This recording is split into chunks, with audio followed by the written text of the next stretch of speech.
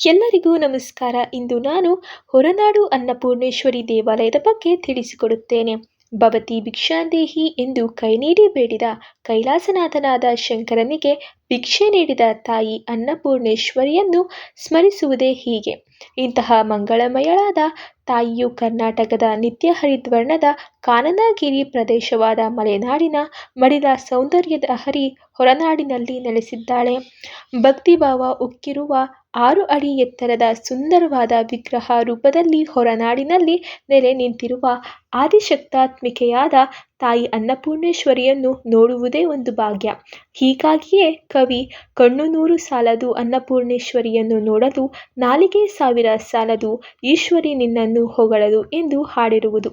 ಚಿಕ್ಕಮಗಳೂರು ಜಿಲ್ಲೆಯ ಸಮೃದ್ಧ ಸಸ್ಯ ಶ್ಯಾಮಲೆಯ ಮಡಿಲಲ್ಲಿ ಜುಳುಜುಳು ಹರಿಯುವ ಜಲಧಾರೆಗಳ ನಡುವೆ ಅನಂತ ಪ್ರಕೃತಿಯ ಅನನ್ಯತೆಯಿಂದ ಮನಸ್ಸಿಗೆ ಮುದ ನೀಡುವ ಸುಂದರ ಘಟ್ಟಪ್ರದೇಶದಲ್ಲಿ ಇರುವ ಪವಿತ್ರ ಕ್ಷೇತ್ರಗಳಲ್ಲಿ ತಾಯಿಯ ಮೂರ್ತಿಯನ್ನು ಪ್ರತಿಷ್ಠಾಪಿಸಿದ್ದು 1973ರಲ್ಲಿ. ಶಂಖಚಕ್ರ ಶ್ರೀಚಕ್ರ ಹಿಡಿದ ಚತುರ್ಭುಜೆಯಾದ ಈ ತಾಯಿಯು ಮೂರ್ತಿಯನ್ನು ತಮಿಳುನಾಡಿನ ಶಂಕೋಟೆಯಿಂದ ತಂದು ಪ್ರತಿಷ್ಠಾಪಿಸಲಾಗಿದೆ. 6 ಅಡಿ ಎತ್ತರದ ವಿಗ್ರಹದ ಕೆಳಭಾಗದಲ್ಲಿ ಮೂಲದೇವಿಯ ಮೂರ್ತಿ ಇದೆ. ಇಲ್ಲಿ ಪ್ರತಿನಿತ್ಯವೂ ಬೆಳಗ್ಗೆ 7ರಿಂದ ರಾತ್ರಿ 9ರವರೆಗೂ ದರ್ಶನ ಪಡೆಯಬಹುದಾಗಿದೆ. ದೇವಿಯ ಪಾದದ ಬಳಿಯೇ ನಿಂತು ಅತಿ ಹತ್ತಿರದಿಂದ ತಾಯಿ ಅನ್ನಪೂರ್ಣೇಶ್ವರಿಯ ದರ್ಶನ ಪಡೆಯುವ ಅವಕಾಶವೂ ಉಂಟು. ಹೊರನಾಡಿನ ದೊಡ್ಡಮನೆ ಪಾಳೆಗಾರ ಮನೆತನದ ಕುಲದೇವತೆ ಎಂದು ಹೇಳಲಾಗುವ ಈ ತಾಯಿ ಹೊರನಾಡಿನ ಸುತ್ತಮುತ್ತಲ ಪ್ರದೇಶದ ಜನರ ಅಧಿದೇವತೆ. ರಾಜ್ಯದ ರಾಜಧಾನಿ ಬೆಂಗಳೂರಿನಿಂದ 330 ಕಿಲೋಮೀಟರ್ ದೂರದಲ್ಲಿರುವ ಹೊರನಾಡಿಗೆ ಹೋಗಲು ನೇರ ಬಸ್ ಸೌಕರ್ಯವಿದೆ. ಹೊರನಾಡಿನಿಂದ ಶಾರದಾ ಪೀಠ, ವಿದ್ಯಾಶಂಕರ ದೇವಾಲಯಗಳೆಲ್ಲಿರುವ ಶೃಂಗೇರಿಗೆ ಕೇವಲ 25 ಕಿಲೋಮೀಟರ್. ಕರ್ನಾಟಕದ ಕಾಫಿ ಕಣಜ ಚಿಕ್ಕಮಗಳೂರಿನಿಂದ 100 ಕಿಲೋಮೀಟರ್.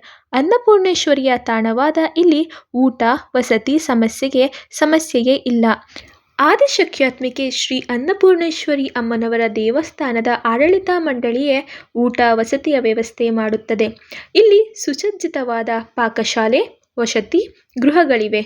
ಭಕ್ತಾದಿಗಳಿಗೆ ಬೆಳಗಿನ ಉಪಹಾರದ ಹಾಗೂ ಮಧ್ಯಾಹ್ನದ ಊಟ, ರಾತ್ರಿಯ ಭೋಜನದ ವ್ಯವಸ್ಥೆ ಇಲ್ಲಿದೆ. ಹಾಗಾದರೆ ಇನ್ನೇತಕ್ಕೆ ತಡ? ನೀವು ಸಹ ಒಮ್ಮೆ ಅನ್ನಪೂರ್ಣೇಶ್ವರಿಯ ದರ್ಶನವನ್ನು ಮಾಡಿ ಬನ್ನಿ. ಅಷ್ಟೇ ಅಲ್ಲದೆ ನೀವು ಆ ತಾಯಿಯ ಭಕ್ತರಾಗಿದ್ದಲ್ಲಿ ನಮ್ಮ ಚಾನಲನ್ನು ಸಬ್ಸ್ಕ್ರೈಬ್ ಮಾಡಿ ಮತ್ತು ಲೈಕ್ ಮಾಡಿ. ಧನ್ಯವಾದಗಳು.